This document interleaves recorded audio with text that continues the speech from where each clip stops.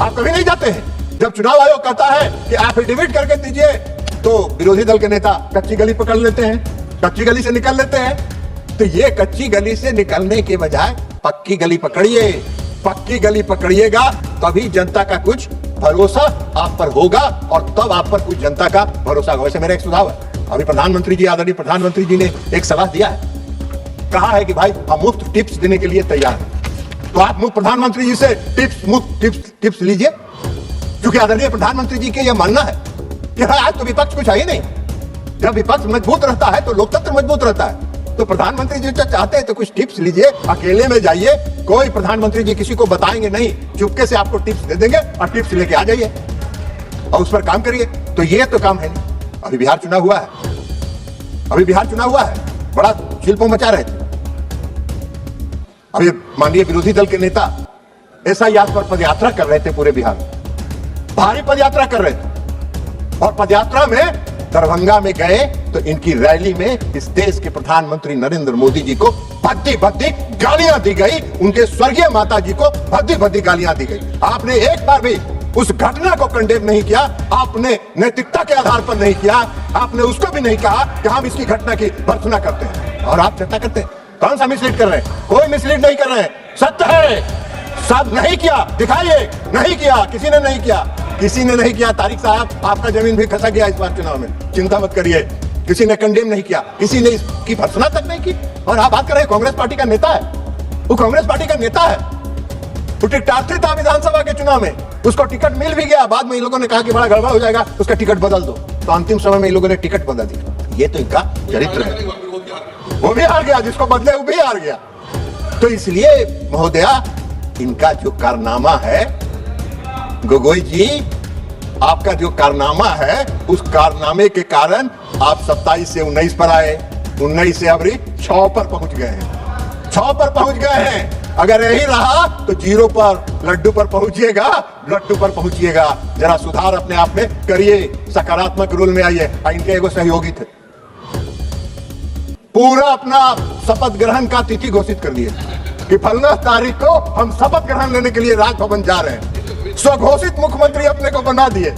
और उनका हश्र जानिए सभापति महोदया, 79 से 25 पर आ गए, 25 पर आ गए। ये हश्र है, यही हाल है। इस देश की जनता का भरोसा आप पर नहीं है, इस देश की जनता का विश्वास आप में नहीं है। आप बात करते हैं, कहीं पे निगाहें, कहीं पे निशाना, चुनाव सुधार पर चर्चा और उसके बहाने चुनाव आयोग पर और एसआईआर पर चर्चा। जो इस देश की जनता ने एसआईआर को, भारी एसआईआर के विरोध में महान पदयात्रा किया विरोधी दल के नेता से, और जहां जहां पदयात्रा किए उस जिला में कोई सीट नहीं मिला, पूरा जिला का जिला साफ हो गया। तो ये इनका है कारनामा। तो इसलिए महोदया, हम आपसे ये कहना चाहेंगे कि हम ये चाहेंगे कि जो चुनाव की हमारी जो है उसको कंस्ट्रक्टिव वे में आप ले चलें, उसको सकारात्मक दीजिए। और प्रधानमंत्री जी मजबूत लोकतंत्र चाहते हैं, प्रधानमंत्री जी चाहते हैं कि विपक्ष मजबूत रहे, और इसलिए प्रधानमंत्री जी ने विरोधी दल के नेता को ऑफर किया है। पहले को संविधान का किताब लेके घूमते थे सभापति महोदय, संविधान का किताब लेके आते थे, ऐसे ऐसे दिखाते थे, इस सदन में रोज संविधान का किताब ऐसे ऐसे दिखाते थे। आम सभा में जब जाते थे, रैली में संविधान पढ़ते थे, पूरा संविधान दिखा, देखो ये संविधान है, आपने देख लिया ये संविधान है। आजकल वो किताब लेके नहीं आ रहे हैं, कहा है कि टोटल बात उस संविधान के विरुद्ध कर रहे हैं, संविधान की धारा का 326 के विरुद्ध बोल रहे हैं, आर्टिकल 326 के खिलाफ बोल रहे हैं, तो संविधान के खिलाफ ही ना बोल रहे हैं, तो संविधान का धज्जी उड़ा रहे हैं। वैसे हमको आश्चर्य नहीं है आपके संविधान की धज्जी उड़ाने में, हम लोग भुक्तभोगी रहे हैं।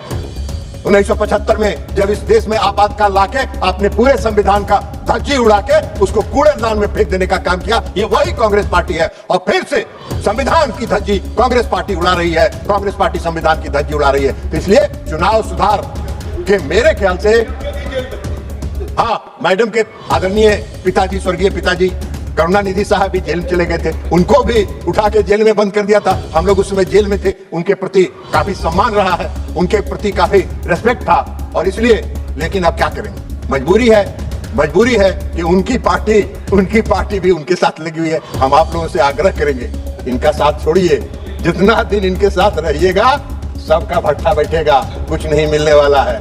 अब ये हंस रहे हैं मुख्यमंत्री का शपथ लेने वाले पार्टी के नेता माननीय अभय जी, हंस रहे हैं। अब 79 से 25 पर आ गए, तब क्या करिएगा अभय जी? जनता का निर्णय स्वीकार करिए, गले लगाइए। हाँ, हम 7 से बढ़ते चले गए, घटने का काम नहीं हुए, चिंता मत करिए।